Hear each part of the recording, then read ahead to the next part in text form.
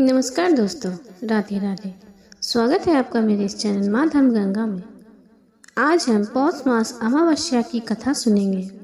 पौष मास के कृष्ण पक्ष की अमावस्या तिथि को पौष अमावस्या कहा जाता है। पौष अमावस्या के दिन पवित्र नदियों में स्नान और दान करने की परंपरा है। इस दिन लोग पितरों का तर्पण करते हैं और ऐसा करने से पितरों की आत्मा को शांति मिलती है। इसके अलावा अमावस्या के दिन व्रत उपवास की भी परंपरा है। कहते हैं कि इस दिन यदि विधि विधान के साथ व्रत किया जाए तो घर में सुख समृद्धि और शांति बनी रहती है। पौष अमावस्या व्रत कथा। एक गरीब ब्राह्मण परिवार था। उस परिवार में पति पत्नी के अलावा एक पुत्री भी थी। वह पुत्री धीरे धीरे बड़ी होने लगी। उस पुत्री के समय और बढ़ती उम्र के साथ सभी गुणों का विकास हो रहा था। वह लड़की सुंदर, संस्कार व गुणवान थी, किंतु गरीब होने के कारण उसका विवाह नहीं हो पा रहा था। एक दिन उस ब्राह्मण के घर पर एक साधु महाराज आए। वह उस कन्या के सेवा भाव से काफी प्रसन्न हुए। कन्या को लंबी आयु का आशीर्वाद देते हुए साधु ने कहा, इस कन्या के हथेली में विवाह योग्य रेखा नहीं है। तब ब्राह्मण दंपति ने साधु से उपाय पूछा कि कन्या का ऐसा क्या करें कि उसके हाथ में विवाह योग बन जाए। साधु ने कुछ देर विचार करने के बाद अपनी अंतर्दृष्टि से ध्यान करके बताया, कुछ दूरी पर एक गांव में सोना नाम की धोबिन जाति की एक महिला अपने बेटे और बहू के साथ रहती है, जो बहुत ही आचार विचार और संस्कार संपन्न तथा पति परायण है।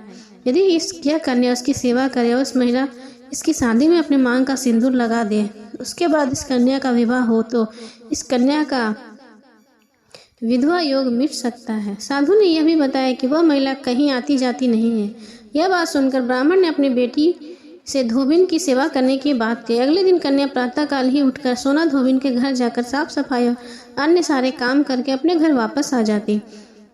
अमावस्या एक दिन सोना धोबिन अपनी बहू से पूछती है, तुम तो सुबह ही उठकर सारे काम कर लेती हो और पता नहीं चलता। बहू ने कहा, माँ जी, मैं तो सोच रही थी कि आप ही सुबह उठकर सारे काम खुद ही खत्म कर लेती हैं। मैं तो देर से उठती हूँ। इस पर दोनों सास बहू निगरानी करने लगी कि कौन है जो सुबह घर का सारा काम कर कर चला जाता है।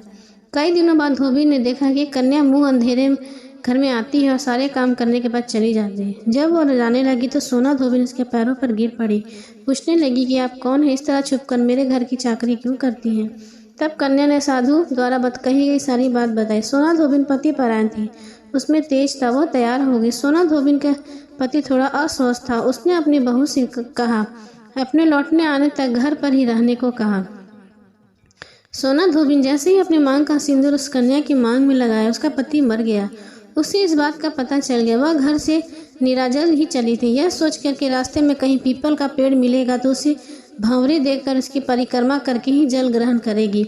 उस दिन सोमवती अमावस्या थी। ब्राह्मण के घर पे मिले हुए पूरे पकवान की जगह उसमें ईंट के टुकड़े से 108 बार भंवरी देकर 108 बार पीपल के पेड़ की परिक्रमा की और उसके बाद जल ग्रहण किया। ऐसा करते उसके पति के मुर्दा शरीर में वापस जान आ गई। सोना धोबिन का पति वापस जीवित हो उठा। जो व्यक्ति हर अमावस्या को न कर सके, वह पौष अमावस्या में पड़ने वाली सोमवार को पड़ने वाली अमावस्या के दिन 108 वस्तुओं की भंवरी देकर सोना धोबिन और गौरी गणेश का पूजन करता है। उसे अखंड सौभाग्य की प्राप्ति होती है।